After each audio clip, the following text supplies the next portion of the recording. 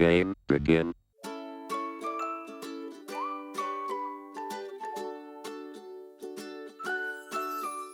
Pelillisyydessä sen verran, että se on todella näppärä käyttöinen silloin, kun on tarkoitus saada ihmisissä aikaan jonkunnäköinen käyttäytymisen muutos. Hei, mä olen Mäenpään Katariina Lapin-ammattikorkeakoulun muotoiluinstituutista. Touhuilen siellä tutkimus-, kehitys- ja innovaatiohommia, eli hankkeita opiskelijoiden, yritysten, opettajien ja kaikenmoisten erilaisten toimijoiden kanssa. E-Hospitality-hankkeen mimmit kutsui mut kertomaan pelillisyydestä, ja mä sen mielelläni teenkin. Pelillisyys tulikin mulle ihan uutena juttuna tämän hankkeen puitteissa. Se on siinä mielessä mielenkiintoinen homma, että se toimii todella monella eri toimialalla. Ei pidä ajatella, että se on vain pelialan touhuja. Pelillisyyden tarkoituksena on auttaa eteenpäin. Se palkitsee välittömällä palautteella, mikä toimii oikein hyvänä kannustimena, varsinkin silloin, jos on kyseessä vähän semmoinen keskittymishäiriöisempi ADHD-poika. Vaikka kyllä se sopii ihan yhtä lailla kaikille muillekin. Se tarkoituksena on kasvattaa motivaatiota ja se, joka silloin sitouttaa siihen tekemiseen, mitä kulloinkin ollaan tekemässä. Näin ollen se on oivallinen konsti muuttaa käyttäytymistä.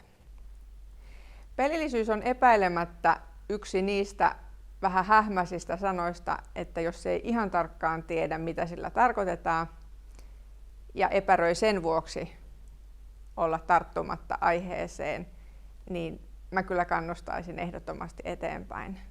Se avaa mielenkiintoisia kehitysmahdollisuuksia, ei pelkästään sen yhden kyseisen ongelman tai haasteen kohdalla, joka just nyt on mielessä, mutta se avaa ajattelua mukavalla tavalla muutenkin. Mä lupaan, että pelillisyyden kautta löytyy aina jotain uutta. Vaikka mä tässä vähän tämmöistä pelillisyyden ilosanomaa olenkin julistanut, niin totta kai siinä on haasteita. Ehkä haasteellisinta on se, että millä ihmeen konstilla sen keksii, että kuinka mä sovellan tätä siinä omassa toiminnassa. Se vaatii pikkusen aivonystyröiden kiusaamista, mutta täytyy muistaa, että kaveriksi löytyy aina apuja, jos ei muualta, niin ammattikorkeakoulusta. Mulla itselleni ehkä vähän etuoikeutena tuli oppiminen pelillisyydestä PARK-hankkeen puitteissa. PARK eli peliala suunnannäyttäjänä kohti pandemiaresilienttiä koulutusta.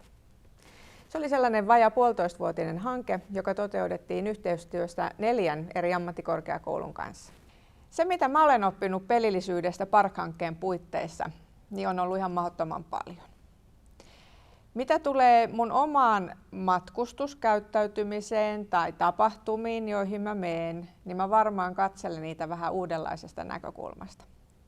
Koska me täällä Läpissä paneuduttiin nimenomaan siihen kestävän kehityksen mukaiseen touhuun, niin pelillisyys tuo varmasti mielenkiintoisia mahdollisuuksia siihen, miten esimerkiksi hotellivierailu ja majoitusta ylipäätään, kuinka lapsiperheitä, pienempiäkin pystyttäisiin motivoimaan ihan nyt vaikka sitten roskien jätteiden lajitteluun, ylipäätään luonnonvarojen säästämiseen, mutta ennen kaikkea se elämyksellisyys ja hauskuus on mun mielestä se juttu, nimenomaan se pelillisyyden koukku, jolla niitä matkailijoita, vierailijoita, osallistujia ja miksei myös sitten niitä esiintyjiäkin pystytä haastamaan siihen, että se oma toiminta siellä paikan päällä olisikin edes niin kuin naksun verran ympäristöystävällisempää ja sillä myös kestävämpää. PARK-hankkeen vetovastuussa oli XAMK. XAMK keskittyy oman erikoisosaamisensa mukaisesti tapahtumatuotantoon ja matkailuun. Eli toisin sanoen PARK-hankkeen puitteissa XAMK perehtyi siihen, kuinka pelialan digitaalisia menetelmiä, toimintatapoja voidaan soveltaa liiketoiminnassa silloin, kun kehitetään tapahtumatuotantoa ja matkailua ylipäätään. Hankkeen toisena partnerina oli Jyväskylän ammattikorkeakoulu ja erityisesti heidän Game- ja digicenterinsä. Siellä keskityttiin kehittämään luovien alojen yritysten toimintaa ja erityisesti käyttäjäkokemuksen digitalisointia. Eli pelillisyydellä löytyi kolo sieltäkin. Kajaanissa keskityttiin XR-teknologioiden hyödyntämiseen. Siellä paneuduttiin toimintamatkailun, tanssin, esittävän taiteen ja ylipäätään luovien alojen erilaisiin digisovelluksiin. Sokerina pohjalla, eli 4. partnerina, oli sitten me, eli Lab Muotoiluinstituutti. Koska oli ympäristöpääkaupunkivuosi, oli kohtuu luontevaa, että mekin keskityttiin kiertotalouteen ja siihen, miten me voitaisiin kestävän kehityksen periaatteita viedä sinne ihmisten arkeen pelillisyyden avulla. Nyt mä kerronkin vähän tarkemmin siitä, miten me hyödynnettiin pelillisyyttä tässä meidän toteutuksessa. Me aloitettiin koko hoito sillä, että pidettiin ensin luento siten, että Muotoiluinstituutin asiantuntija Antti Heinonen kertoi semmoiselle 43 henkilölle siitä, mitä pelillisyys voi olla. Toinen asiantuntijuus tuli sitten Anton Schubertin puolesta Finsit-yrityksestä.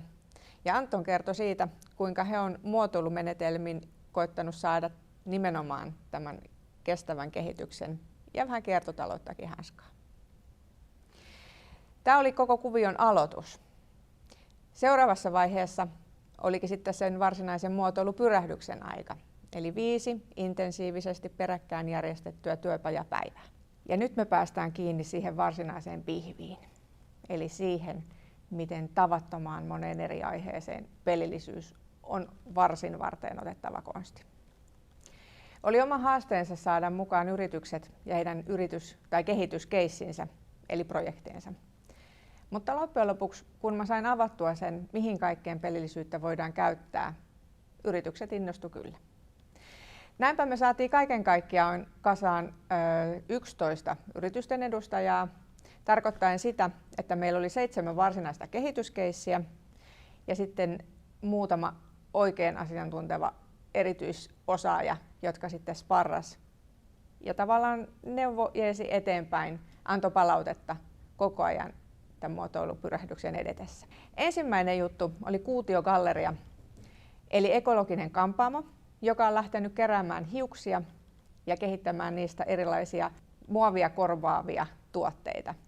Siitä riittäisi puhuttajaa vaan vaikka yllin kyllin muutenkin, mutta heiltä me saatiin erityiseksi tehtäväksi kehittää sitä, miten ihmeessä me ympäri Suomea saataisiin kampaamoista kerättyä, toimitettua riittävästi materiaalia itse pääkallopaikalle, jossa hiuksista kehrättäisiin tai kudottaisiin, no ei virkata, mutta kuitenkin mattoja tai ylipäätään materiaalia, jota voidaan sitten taas jatkokehittää ja hyödyntää monessa eri kohtaa. Suuri toimija Lindström, joka omalla alallaan on kestävän kehityksen ja kiertotalouden, kyllä mä niin kuin sanoisin, että ihan maailmanlaajuisesti maailman mittakaavassa edelläkävijä, kiistaton sellainen. Lindströmille opiskelijat pääsi miettimään sitä, että miten ihmeessä heidän asiakas ja sen työntekijät erityisesti saataisiin motivoitua kierrättämään eli vaihtamaan työvaatteensa riittävän usein siten, että elintarvikealalla toimivat yritykset säilyttäisivät riittävän hygieniatason. Lindströmiin verrattuna Painovoima, eli seuraavan kehitystehtävän toimeksiantaja, on hyvä esimerkki siitä, että hankkeelle mikään yritys tai toimeksiantaja ei ole liian pieni tai sitten vastaavasti liian suuri. Painovoiman keississä me mietittiin Lehmusreittiä, joka on tuommoinen 2 kilometriä tuosta torilta semmoisella säteellä Lahden keskustaa kiertävä ulkoilureitti, joka kuinka ollakaan on reunustettu lehmuksilla. Se on mukava maasto, mukava matka niin pienemmille lapsiperheille tai sitten vaikka ihan yritysporukoille ja sopii myös ihan yksinään itsekseen rauhallista hengähdyshetkeä kaipaavalle kävelijälle. Sen ylläpitoa ja kestävyyttä toimenpiteet siis toisin sanoen koskivat, joita tässä projektissa mietittiin. Seniorisolukodit on mielenkiintoinen konsepti myös. Ja sieltä idearikkaalta Markus Kraanilta saatiin tehtäväksi miettiä liikkumaan kannustavaa appia iäkkäämmille varttuneille henkilöille. Siinäpä sitä olikin pulmaa ryhmälle, joka onnistui luomaan mielenkiintoiset konseptit siitä, miltä palvelu voisi ihan vain siinä kännykän ruudullakin näyttää, mutta oleellisinta kannustaa ihmisiä liikkumaan. 6. kehitystehtävän toimeksiantajana oli Validia. Validia toimii asumispalvelujen tarjoajana ihan ympäri maan, mutta luonnollisesti Paavolan yksikkö täällä Lahdessa oli meidän konkreettinen asiakas. Tarkoituksena oli miettiä, miten ihmeessä ruokailutilanteisiin saataisiin pelillisyyden keinoin jotain hauskaa ajanvietettä, jonka avulla asukkaat, eli heidän asiakkaansa, saataisiin järjestymään ja malttamaan mielensä jonotustilanteessa, joka syntyy usein luontevasti silloin, kun on aika ruokalassa tai ravintolassa odottaa omaa vuoroa päästä noutamaan ruokaa. 7. upea kehitysprojekti oli Wow Sensei. Eli tässä kohtaa me mietittiin yhteisöllisen pelin erilaisia keinoja sitouttaa pelaajat ja siinä sivussa kehittää myös yrityksen liiketoimintamallia, sillä se on myös hyvin olennaista silloin, kun koitetaan kehittää kestävää liiketoimintaa, joka on oma alueensa kestävän kehityksen kolmiodraamassa. Purkupiha taas tekee vaikutuksen ihan jo pelkästään käsittelemillään massoilla. Eli purkupiha vastaa siitä, että kun mitä mielenkiintoisimpia kohteita mistä tahansa julkisympäristöstä puretaan, purkupiha pitää huolen siitä, että materiaalit erotellaan ja kierrätetään just niin kuin ne kuuluukin. Silloin kun ollaan tuollaisten materiaalien kanssa tekemisissä, on työntekijöiden ja työympäristön turvallisuus ihan äärimmäisen tärkeää. Näinpä ollen purkupihan kehitystehtävä koski sitä, miten työntekijöiden työturvallisuutta voitaisiin kehittää siellä heidän vastaanottopisteissään, eli paikoissa, joissa asioi niin asiakkaat, mutta totta kai työskentelevät työntekijät. Opiskelijat pääsi vierailemaan täällä Lahdessa purkupihan vastaanottopaikassa, ja se onkin silloin tärkeää, tosi olennaista, koska ne, jotka miettii, että miten sitä käyttäytymistä, miten työturvallisuutta voidaan parantaa, ei sitä voi täällä työpöydän ääressä keksiä tai kuvitella mennä muka työntekijän pään sisään, vaan ei muuta kuin sinne paikan päälle, katsoa minkälaiset on paikat, systeemit ja tavat toimia. Tarkoitus oli kehittää ideoita työturvallisuuskulttuurin jalkauttamiseen, eli tuomiseen osaksi sitä aktiivista omaa arkea ja työpäivää. Motivointi, perehdyttäminen, turvapäivät, ne oli oikeastaan semmoiset kantavat oivallukset, jotka siinä matkan varrella syntyi, plus sitten pienempää sälää tukemaan kokonaisuutta sitten siihen ympärille. Motivointi olikin niitä pelillisyyden periaatteita, joita tuossa alussa tuli jo mainittua. Näinpä ensimmäinen tehtävä oli miettiä, kuinka ihmeessä motivoidaan työntekijät tekemään merkintöjä turvauhista, joita havaitaan siellä työpaikalla. Kuinka ne raportoidaan, miten näitä kertyneitä havaintoja seurataan, miten se edistyminen, merkintöjä siihen liittyen ja sitten lopuksi se palkitseminen, eli jälleen kerran taas pelillisyyden yksi pääperiaatteista otettiin käyttöön. Motivoinnin jälkeen oli vuorossa perehdytys. Haasteellista tietysti on se, että täytyy saada niin ne uudet työntekijät kuin nykyisetkin työntekijät pitämään huolen siitä, että se toimintakulttuuri ja toimintamallit otetaan haltuun. Ja tämä perehdytys on se, joka usein koetaan vähän haasteelliseksi ja raskaaksi. Ei hätää, opiskelijat keksii ratkaisun tähänkin. He ehdotti, että lisätään jo tällä hetkellä käytössä oleviin ohjeisiin mieleenpainuvia, selkeyttäviä ja helposti lähestyttäviä elementtejä visuaalisin konstein. Eli lopputuloksena syntyi selkeitä, yksinkertaisia, hyvin havainnollistavia kuvia, visuaalisia lisäyksiä jo niihin olemassa oleviin turvaohjeisiin. Seuraavana haasteena havaittiin, että työntekijät ja johto saattaa nähdä turvallisuustilanteen eri tavoin. Työntekijöille ei aina ole ihan selvää, mitä heidän tekemilleen turvallisuusuhka-ilmoituksille tapahtuu.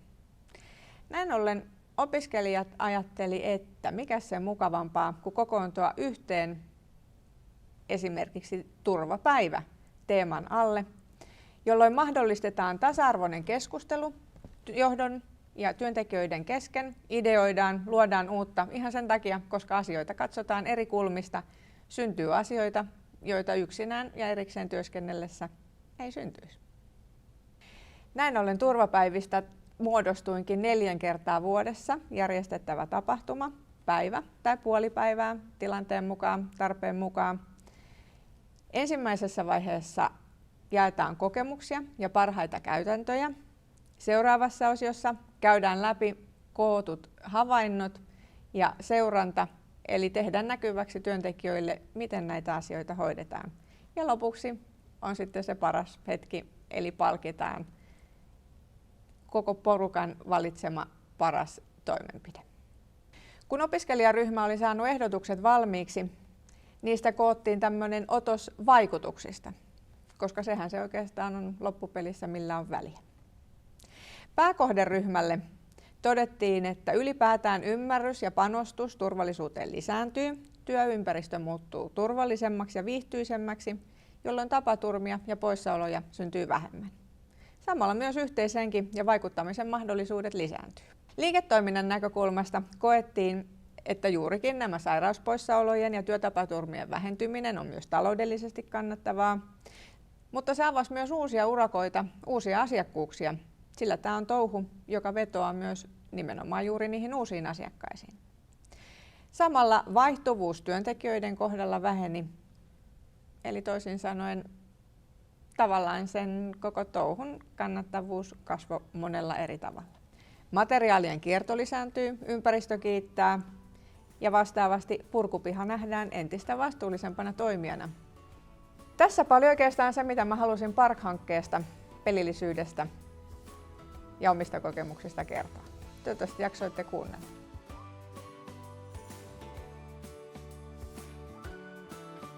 Game over.